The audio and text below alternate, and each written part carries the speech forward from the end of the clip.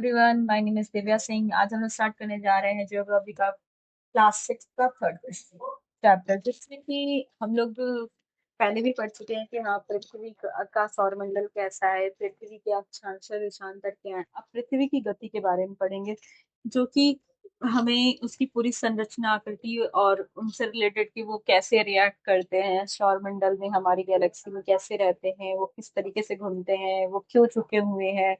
बहुत सी चीजें हैं जो कि हम लोग इस चैप्टर में देख सकते हैं। जैसे कि आप जानते हैं, पृथ्वी की गति दो प्रकार की होती है। अगर आपसे कोई पूछे पृथ्वी की गति स्पीड कितने टाइप्स की होती है, तो टू टाइप्स की होती है। घूर्णन, रोटेशन, जिसे परिक्रमा करते हैं।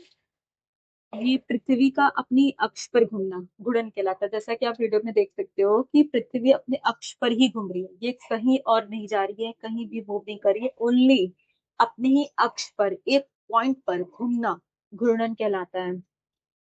उसके उसके बाद दूसरा जो है परिक्रमण। सूर्य के चारों ओर स्थिर कक्षा में पृथ्वी की गति को परिक्रमण कहते हैं, जिसे रिवॉल्यूशन कहते हैं, रिजोल्यूशन। आप ये देख सकते हो इसमें कि सूर्य के किनारे किनारे पृथ्वी एक स्थिर कक्षा में, जो जिस ये काल्पनिक रेखा है, इस रेखा पे कंटिन्यू घूम रही है। इसे परिक्रमण करते हैं, क्योंकि ये अपने अक्ष पर तो लगा ही रही, साथ में सूर्य की भी परिक्रमा कर रही है। इसी जो सूर्य की परिक्रमा कर रही है, इसे परिक्रमण कहते हैं। ठीक है। अब हम लोग देखते हैं पृथ्वी का अक्ष एक काल्पनिक रेखा है, जो इसके कक्षीय सतह से 66.5 डिग्री का कोण बनाती है। कक्ष, अभी ये चीज मैं आपको बताऊंगी कैसे क्या है कक्षीय सतह। और समतल, जो एक कक्ष के द्वारा बनाया जाता है, उसे कक्षीय समतल कहते हैं। पृथ्वी सूर्य के प्रकाश प्राप्त करती है और पृथ्वी का आकार गोले के समान है, इसलिए एक समय में सिर्फ इसके आधे भाग पर ही सूर्य की रोशनी प्राप्त होती है।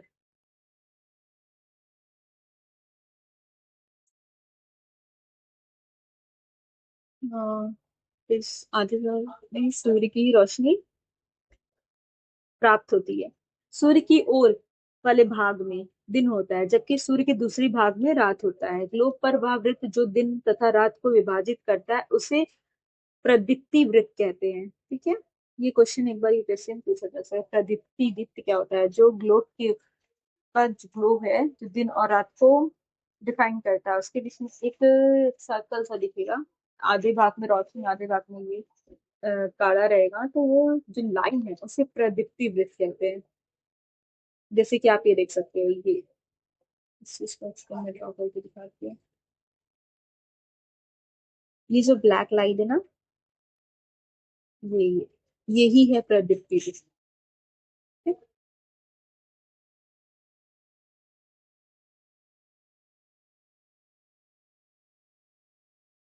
इसको हाईलाइट कर लेते हैं क्योंकि इंपॉर्टेंट लाइन है। आपको याद हो जाएगा कि ग्लोब प्रभाव वृत्त जो दिन और रात को विभाजित करता है, उसे प्रदीप्ति वृत्त कहते हैं। यह वृत्त अक्ष के साथ नहीं मिलता, जैसा कि आप चित्र में देख रहे हो। 3.2 है ये। ठीक है। इस चित्र में आप देख रहे हो कि पृथ्वी अपने अक्ष पर एक चक्कर पूरा करने में लगभग 24 घंटे का समय लेती है, अपने अक्ष पर।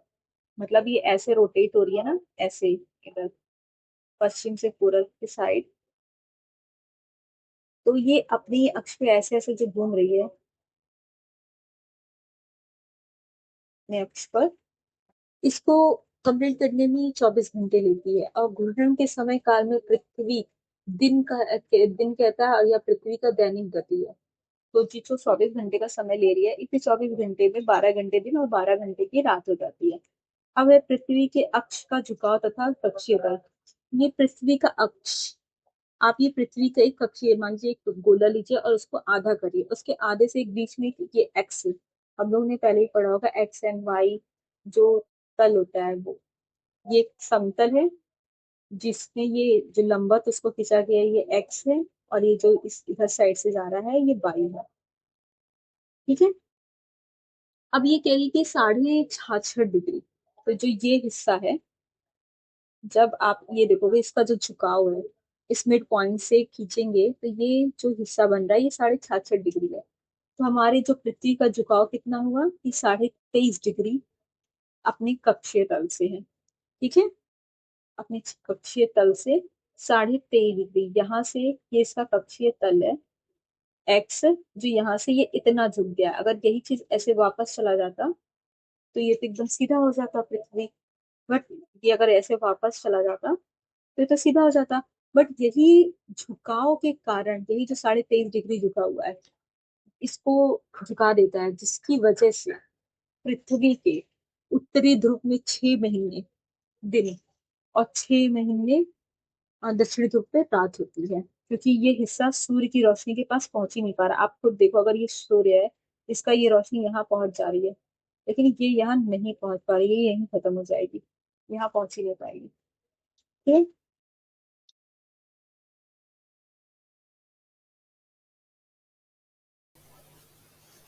अगर पृथ्वी घूर्णन नहीं करे तो क्या होगा? क्या ये एक अच्छा क्वेश्चन है। सूर्य के तरफ वाले पृथ्वी के भाग हमेशा दिन होगा, जिसके कारण उस भाग में गर्मी लगातार पड़ेगी, दूसरे भाग में हमेशा अंधेरा रहेगा एवं पूरे समय ठंड पड़ेगी। इस तरह की अवस्था में जीवन संभव नहीं हो पाएगा। ठीक है। पृथ्वी की दूसरी गति जो सूर्य के चारों ओर कक्षा में होती है, उसे परिक्रमण कहते हैं। पृथ्वी एक वर्ष में या 365 दिन में सूर्य का एक चक्कर लगाती है।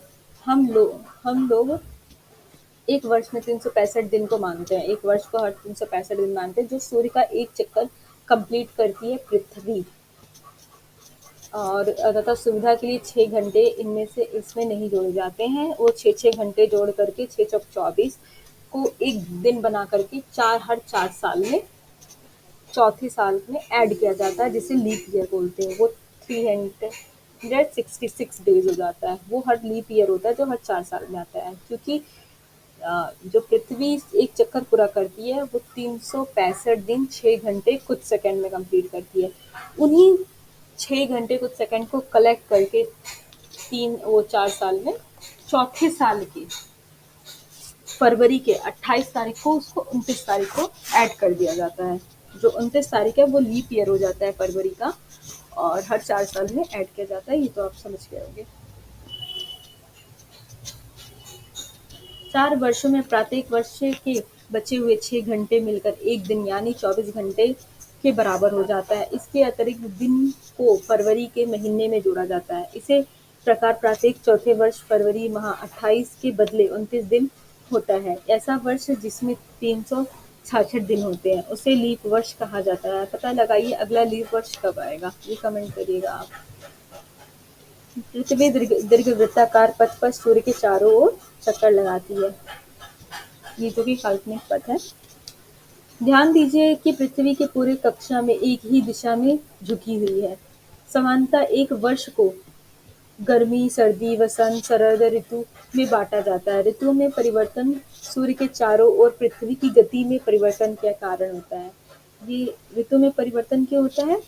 जो कि सूर्य की से जो पड़ने वाली रोशनी और पृथ्वी की स्थिति पे डिपेंड करता है। जब सूर्य तो सब तरफ एक ही रोशनी दे रहा है, लेकिन पृथ्वी की झुकाव ही निर्भर करती है कि जिस साइड वो ज़्यादा झुका या ज़्यादा ऊंचा होगा, उस साइड ज़्यादा गर्मी और ज़्यादा ठंडी होगी। जाहिर सी बात है, एक टाइम पे नॉर्थ पोल सूर्य के सामने होगा, एक टाइम पे साउथ पोल सूर्य के सामने होगा।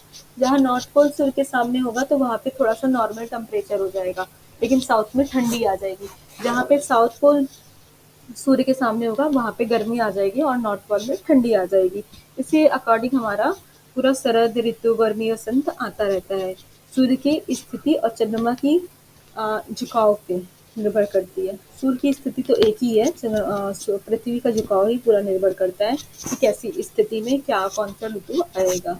जैसे कि आप देख सकते हो 21 जून को उत्तरी गोलार्ध सूर्य की तरफ झुका होता है। 21 जून को उत्तरी गोलार्ध सूर्य की तरफ झुका होता है। जो नॉर्थ पोल है, जैसे कि ये सूर्य पृथ्वी है और ये सूर्य है, ये सूर्य मान लीजिए, ठीक है। और ये नॉर्थ पोल है, ये 21 जून को ये नॉर्थ पोल सूर्य की तरफ है और साउथ पोल एकदम पीछे है जहाँ पे सूरज की रोशनी नहीं पहुँच पा रही है। ठीक है, ये कौन सा डे है? ये 21 जून का है। ठीक है। सूर्य की किरणें कर्क रेखा पर सीधी पड़ती हैं। सूर्य की किरणें कर्क रेखा पर सीधी पड़ती हैं। कब? 19 जून, 21 जून को। इसी परिणाम से इस क्षेत्र में उष्मा अधिक होती है और ध्रुवों के पास वाले क्षेत्रों में कम ऊष्मा प्राप्त होती है, क्योंकि वहाँ सूर्य की किरणें तिरछी पड़ रही हैं, परंतु पड़ती हैं, अंधेरा नहीं होता है। उत्तर ध्रुव सूर्य की तरफ झुका होता है। उत्तरी ध्रुव और उत्तरी ध्रुव की रेखा के बाद वाले भागों में लगभग 6 महीने तक लगातार दिन रहता है, क्योंकि उत्तरी गोलार्ध में बहुत बड़े भाग में सूर्य की रोशनी प्राप्त होती है, इसलिए विषुवत के उत्तरी भाग गर्मी का मौसम होता है और 21 जून को इस क्षेत्र में सबसे लंबा दिन रहता है। पृथ्वी की इस अवस्था को उत्तरीय अयनांत कहते हैं।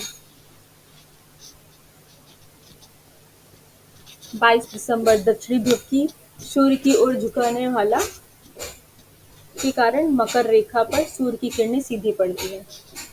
अब जैसे इसमें मैं बता दूं, ये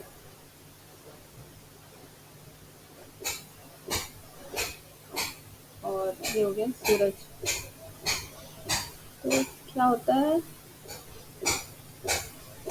अब सूरज की जो क्षैतिज स्थिति है वो ये है, और जब ये है नॉर्थ पोल इसका, ये सॉरी साउथ पोल है, ये है इसका नॉर्थ पोल। अब सूर्य की जो स्थिति है वो ऐसे यहाँ पे बहुत कम पहुंचेगी, यहाँ पे ज़्यादा पहुंचेगी। ये कौन सा डे है? ये 22 दिसंबर को दक्षिणी ध्रुव के सूर्य की ओर झुकने वाले के कारण मकर रेखा पर सूर्य की किरणें सीधे पड़ती हैं। सूर्य की किरणें मकर रेखा पर लंबवत पड़ती हैं, इसीलिए दक्षिण गोलार्ध में बहुत बड़ा भाग प्रकाश में होता है। इसलिए दक्षिणी गोलार्ध में लंबे दिन और छोटी रातें वाली ग्रीष्म ऋतु होती है। इसकी ठीक विपरीत स्थिति में उत्तरी गोलार्ध में होती है। पृथ्वी की इस अवस्था को दक्षिणी अयनांत कहते हैं। सूर्य जिस स्थिति में होगा उस जगह को इसके अयनांत से बोला जाएगा। उत्तरी स्थिति में तो उत्तरी अयनांत और दक्षिण से दक्षिणी अयनांत। जाहिर सी सूर्य जिधर होगा वहाँ पे गर्मी होगी, सूर्य जिधर नहीं होगा वहाँ ठंडी होगी। ऑस्ट्रेलिया में इस समय क्या होगा? ग्रीष्म ऋतु होगा। 21 मार्च से 23 सितंबर को सूर्य की किरणें विषुवत के वृत्त पर सीधी पड़ती हैं। 21 मार्च से 23 सितंबर तक कितने सूर्य की किरणें सीधी पड़ती हैं विषुवत रेखा पर। इस अवस्था में कोई भी ध्रुव सूर्य की ओर नहीं झुका होता है। इस स्थिति में बहुत इम्पोर्टेंट लाइन है, इसको हल्के में मत लीजिएगा, क्योंकि ये एक यूपीएससी में स्टेटमेंट के तौर पे आ सकता है कि इस अवस्था में कोई भी ध्रुव सूर्य की ओर नहीं झुका होता है, इसलिए पूरी पृथ्वी में रात और दिन बराबर होता है। इसे विषुवत कहा जाता है। ठीक है, ये कब से समय होता है? ये 21 मार्च से 23 सितंबर तक का समय होता है, और उसके पहले का जो भी समय है या जो उसके बाद का समय है उसमें दक्षिण ध्रुव और उत्तरी ध्रुव में एक अलग अलग टाइम जोन पे प्रकाश पड़ता है। कहीं पे अंधेरा रहता है तो कहीं पे ज़्यादा उजाला रहता है। जैसे नॉर्थ पोल हो गया तो वहाँ पे उजाला है, तो फिर साउथ पोल में जाहिर सी बात है अंधेरा रहा होगा। बट जो ये 21 से 23 सितंबर तक का टाइम है, 21 मार्च से 23 सितंबर का, इस टाइम दिन और रात बराबर होता है, क्योंकि विषुवत रेखा पर सूर्य की स्थिति होती है जो कि पृथ्वी का एकदम मिड पॉइंट है। 23 सितंबर को उत्तरी गोलार्ध में शरद ऋतु होता है।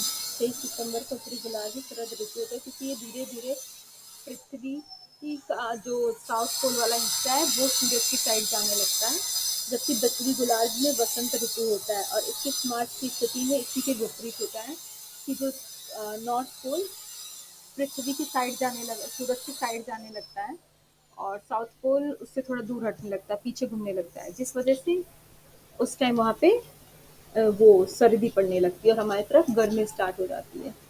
21 मार्च के टाइम पे आप देखते हो ना, 21 मार्च के टाइम में गर्मी एकदम स्टार्ट होने लगती है, होली आ जाती है, फिर सब लोग पानी से खेलते हैं। इसी प्रकार स्पष्ट होता है कि पृथ्वी के घूर्णन एवं परिक्रमण के कारण दिन और रात और ऋतुओं में परिवर्तन होता है। एंड इतना ही क्या है, अब हम लोग नेक्स्ट चैप्टर करेंगे, chapter number 4। And thank you all of you.